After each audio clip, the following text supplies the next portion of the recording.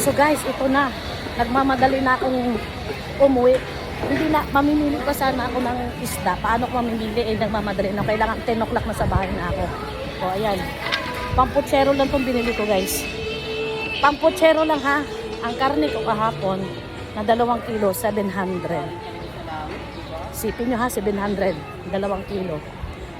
Kasi 350 ang kilo, pero ang per kilo ng baboy, 360. Dahil nga suki ko, 350 lang bigay sa akin.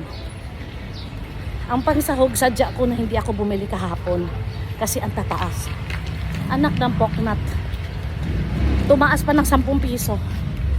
Katulad ng hindi pala bumaba pala yung repolyo. 80 kahapon, 70 ngayon. Pero Diyos ko ang kamatis. Diyos ko, 200 ang kilo. Ay, kailangan ko. Wala akong magawa. Kumuha lang ako 4 na piraso. Magkano na ba yung 4 na piraso?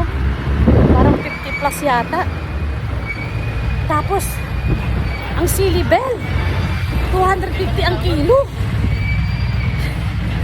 Natatawa nga yung suki ko kasi habang kumukuha ako ng mga regalo, daldal ako ng daldal, complain ako ng complain.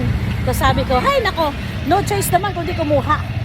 Kasi kailangan, bosit talaga. Tawa sila ng tawa. Sabi ko, ano na lang kayang gawin natin? Ay, nasa tricycle na ako. Sa 8 lang, kuya. Sabi ko, ano kayo? Sa kanto lang. Sabi ko, ano kayo magandang gawin natin? No,